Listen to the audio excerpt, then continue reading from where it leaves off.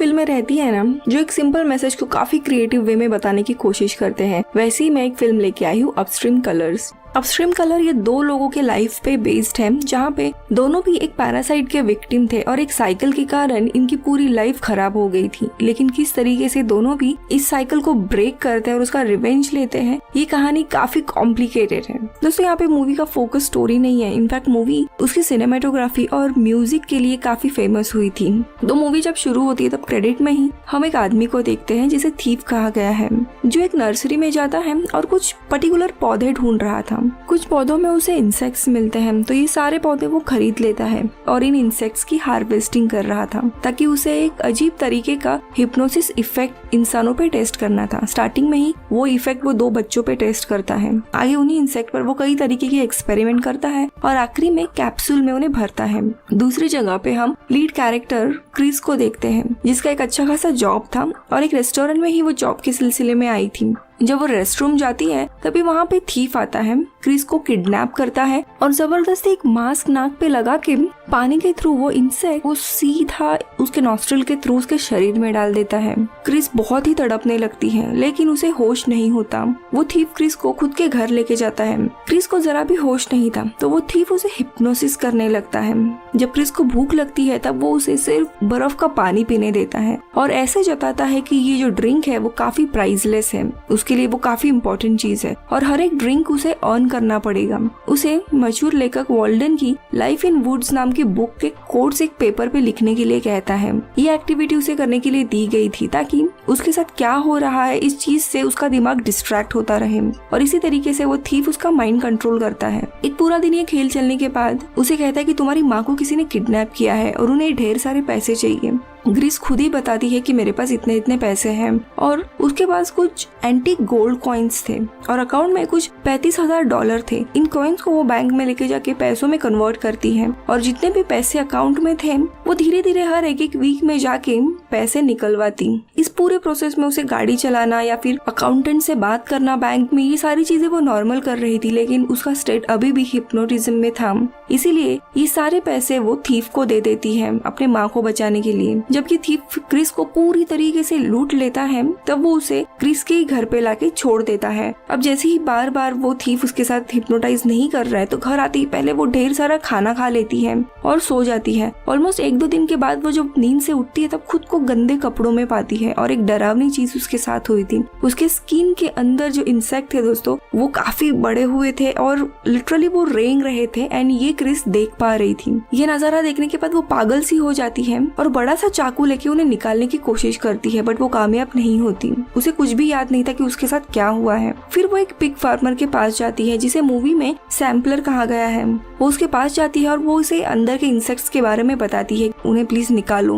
तो सैम्पलर इसे बिना बताए इसको बेहोश करके इसके पैर के हिस्से को कट करता है और जो इंसेक्ट्स रहता है जो इतना बड़ा हुआ था वो वर्म उसका ट्रांसफ्यूजन करता है और वो इंसेक्ट को उसके शरीर से निकाल के एक पिग के बॉडी में डालता है और आखिरी में उस पिग को वो अपने फार्म में लेके जाता है। अब दोस्तों इस ट्रांसफ्यूजन के कारण क्रिस और उस पिग में एक कनेक्शन बन जाता है जो मूवी में हम जैसे आगे बढ़ेंगे हमें पता चलता है। अगले दिन क्रिस खुद को एक गाड़ी में पाती है विदाउट एनी मेमोरी, मतलब वो सैम्पलर के पास गई थी, उसने उन इंसेक्ट्स को निकाला, इसके बारे में भी उसे कुछ भी याद नहीं था। वो फिर अपने घर आती है जहाँ उसे ढेर सारा खून दिखता है। वो पुलिस को कॉल करती है लेकिन पुलिस को इन्फॉर्मेशन बताने के लिए उसके पास कुछ भी नहीं रहता। फिर खुद ही घर साफ करती है और रेस्ट करके वो फिर ऑफिस चली जाती है जहाँ पता चलता है कि वो कई महीनों से ऑफिस नहीं आई थी, इसीलिए उसे फायर कर दिया गया है।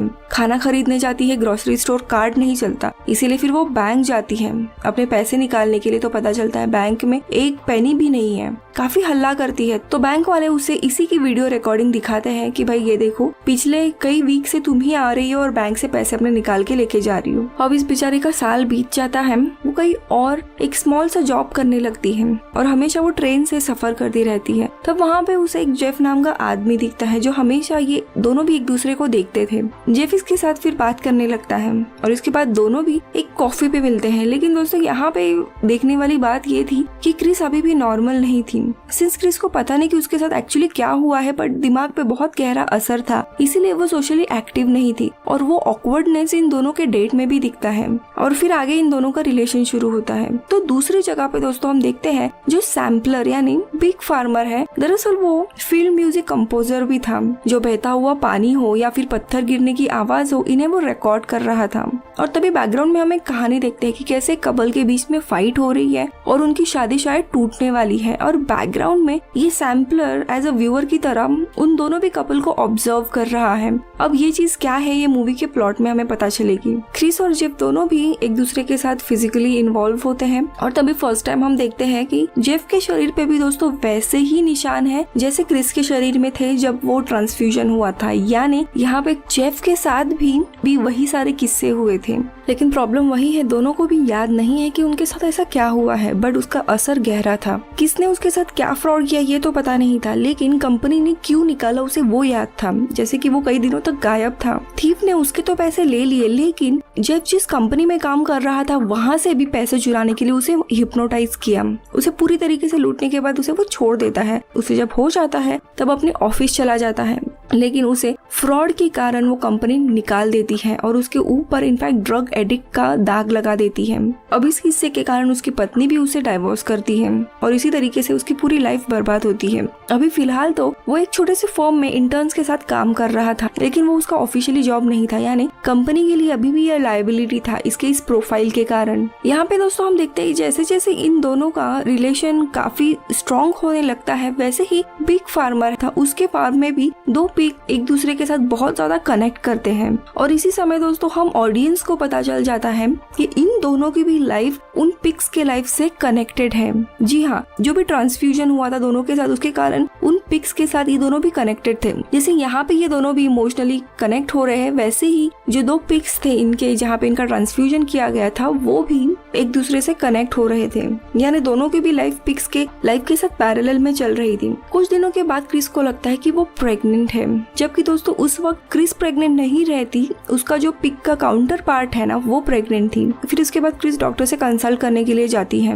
तब डॉक्टर उसे बताते हैं कि वो प्रेग्नेंट नहीं है, लेकिन अतीत में उसे कैंसर हुआ था जो कि अभी तो निकाल दिया गया है और उसके लाइफ में कोई भी थ्रेट नहीं है, लेकिन उस कैंसर की वजह से वो अभी प्रेग्नेंट नहीं बन सकती। ये सुनने के बाद वो काफी टूट जाती है। तो यहाँ दूसरी जगह पे जो पिग रहती है वो भी जो प्रेग्नेंट थी उसको बच्चे होते हैं और छोटे छोटे पिगलेट्स जन्म लेते हैं, लेकिन वो सैम्पलर उन्हें भी जीने नहीं देता। कुछ दिनों के बाद वो उन दोनों भी बच्चों को एक बैग में भर देता है और दोस्तों एक नदी में फेंक देता है। अब इसका इम्पैक्ट जेफ और क्रिस के ऊपर बहुत ज्यादा होता है। जैसे ही वो दो बेचारे पिग्स रहते हैं जिनके बच्चे रहते हैं वो बहुत तड़पने लगते हैं, काफी दुखी रहने लगते हैं, और उसका ही इफेक्ट हम क्रिस एंड जेफ के लाइफ के ऊपर भी देखते हैं। दोनों के लाइफ में अचानक से स्ट्रेस की लहर आ जाती है। उन्हें लगने लगता है कि उनके साथ बहुत ही बुरा किसी ने किया है, इसीलिए जेफ यहाँ पे काफी गुस्सा हो जाता है और उसी गुस्से में वो अपने कलीग्स के साथ फाइट कर बैठता है, क्योंकि मानो उसे लग रहा था कि उसके ही बच्चों को किसी ने नदी में फेंक दिया है। तो at the same time Chris उसे ऐसा लगता है कि उसके बच्चे कहीं पे खो गए हैं, इसीलिए वो भी अपने शॉप में अजीब सी चीजें ढूंढने लगती है।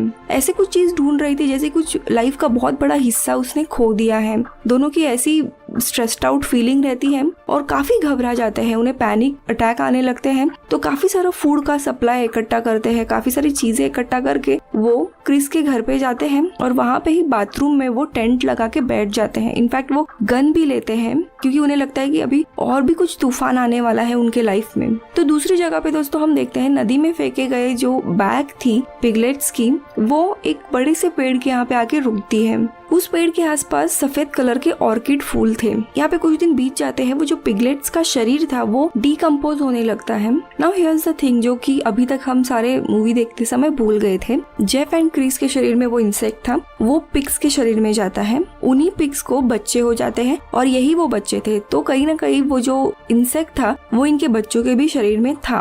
ओके, अब यहाँ पे शरीर डीकम्पोज होने के बाद उन इंसेक्ट के कारण दोस्तों एक ब्लू कलर का सब्सटेंस इनके बॉडी से निकलने लगता है और वो पानी और उसके आसपास की मिट्टी में फैल जाता है। अब इसके कारण जो ऑर्किड के फूल थे सफेद वो नीले कलर में बदल जाते हैं। जी हाँ, काफी खूबसूरत से ये ऑर्किड बन जाते हैं और उनकी जड़ों में भी दोस्तों वो काफी भारी मात्रा में वो इंसेक्ट पैदा होते हैं जो कि पिग्स के थ्रू आए थे। और तभी वहाँ पे एक लेडी आती है जो नर्सरी चला रही थी और वो इन ऑर्किड के फूलों को पौधों के साथ निकालती है और अपने नर्सरी के प्लांट में रखती है उन्हें बेचने के लिए। और दोस्तों यहाँ पे मूवी का जो मेन प्लॉट है या फिर सर्कल है वो रिवील होता है। मूवी के स्टार्टिंग में हमने थीफ को देखा था जो कि एक नर्सरी में था और एक वहाँ पे पत्तों को देख रहा था कि नीले कलर का एक सब्सटेंस आ रहा है कि नहीं, राइट। तो वो यही देख रहा था नीले कलर का सब्सटेंस, यानी उस पौधों में वो उसे इंसेक्ट मिलेंगे और उसके थ्रू वो लोगों को हैलुसिनेट कर रहा था और उनके बाद उन लोगों को लूटता था। अपना काम होने के बाद उन्हें ऐसे ही छोड़ देता था, लेकिन अनफॉर्चुनेटली वो पैरासाइट या इंसेक्ट लोगों के शरीर में वैसा ही रहता था।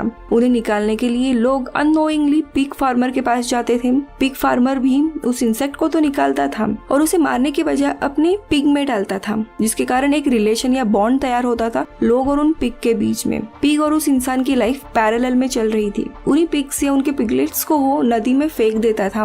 वो एक जगह पे आके कंपोज होते थे, ब्लू बन जाते थे और वैसे इंसेक्ट का पॉपुलेशन बढ़ता था ऑर्किड के पौधों पर और आगे जाके वापस वो नर्सरी में जाते। तो ऐसे ये सर्कल चल रहा था।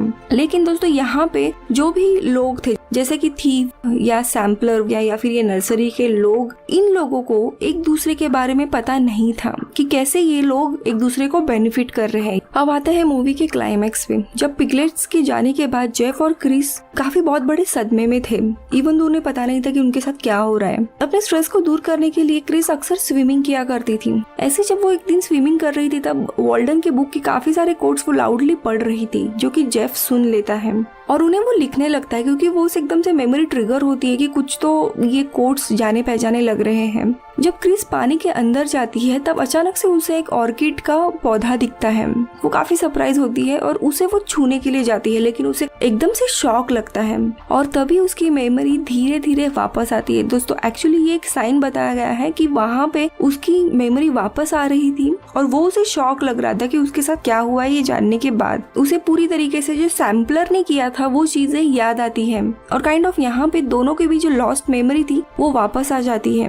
अब ये शॉट इधर ही कट हो जाता है। हम अगले शॉट में देखते हैं जहाँ पे जेफ अपना खाना खा रहा था बड़े से एक जगह पे और वहाँ पे सैम्पलर जेफ को देख रहा था और वहाँ पे क्रिस आ जाती है और अचानक से वो सीधा सैम्पलर को देखती है। यानी नाउ शी इज अवेयर कि सैम्पलर उन लोगों की लाइफ कंट्रोल कर रहा है। लेकिन ये जानने के बाद अचानक से सैम्पलर को हार्ट अटैक आता है और तभी क्रिस उसे बंदूक से मार देती है। लेकिन ये दरअसल एक सपना था। असल में ये तीनों भी पिग फार्म में रहते हैं और वहाँ पे क्रिस उस फार्मर को मार डालती है क्योंकि उसे रियलाइज होता है कि इसने उस इंसेक्ट को तो निकाला जरूर था, लेकिन एक पिग में डालने के कारण कहीं ना कहीं ये भी इनके लाइफ को अभी तक कंट्रोल कर रहा था उनकी सोल पिग्स के थ्रू। दोनों भी उसके फार्म पे तलाशी लेते हैं और दोस्तों उन्हें कई सारे डॉक्यूमेंट्स मिलते हैं। इसने अभी तक किन किन लोगों को ड्रग करके उनके इंसेक्ट निकाल के उन्हें कंट्रोल कर रहा था इसके बारे में। क्रिस और जेफ उन सारे लोगों को वॉल्डन की बुक की कॉपी देते हैं और इस फार्म में इनवाइट करते हैं। आखिर में सारे जब लोग फार्म में आते हैं तब उन्हें रियलाइज होता है इन सारी चीजों के बारे में। फिर इन सारे पिग्स को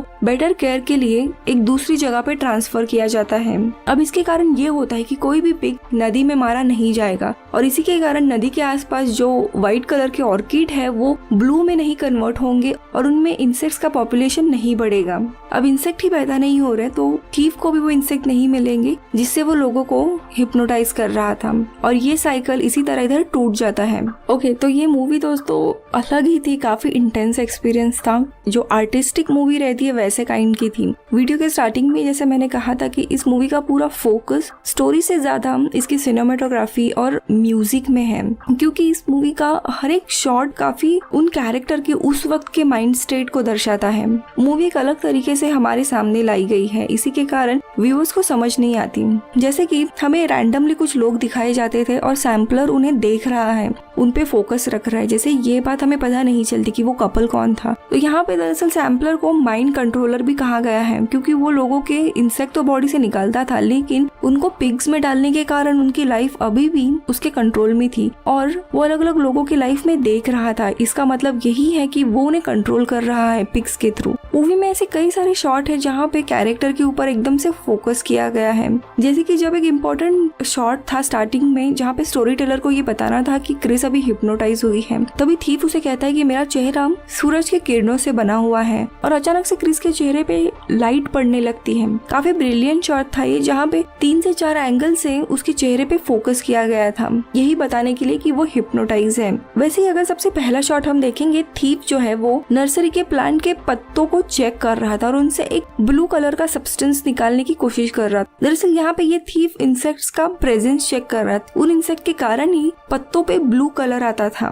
ये शॉट देखने के बाद तो ऐसा लगता है कि काफी यूजुअल शॉट है, लेकिन उसके पीछे कहानी बहुत बड़ी है। जो इंसेक्ट दिखाया है या पैरासाइट, 3 उसके स्टेजेस हैं। जैसे कि स्टार्टिंग में थीफ उन्हें विक्टिम के शरीर में डालता था, तो ये स्टेज 1 है जब वो इंसान के शरीर में पैरासाइट रहता था। जब तक वो पैरासाइट इंसान के शरीर में है, इंसान एक ट्रांस मोड में या हिप्नोटिज्म में रहता था। फिर ये लोग उस पैरासाइट को निकालने के लिए सैम्पलर के पास जाते थे। सैम्पलर उन पैरासाइट को निकाल के अपने पिग्स में डालता था। ये सेकंड स्टेज है, यानी इंसान से पिग से ट्रांसफर हो जाता है वो पैरासाइट। उसके बाद उन पिग्स को वो नदी में डाल देता है या फिर उनके बच्चों को नदी में फेंक देता है। पिग्स के शरीर से ऑर्किड के पौधों में ट्रांसफर हो जाता है और वहाँ पे अपना पॉपुलेशन बढ़ाता है। तो ये 3 स्टेजेस थे। क्रिस एंड जेफ के लाइफ का गोल यही था कि अननोइंगली उनको अपने पिग सोल से मिलना है, शायद तभी उन्हें कुछ क्लोजर मिल सकता है अपने लाइफ का।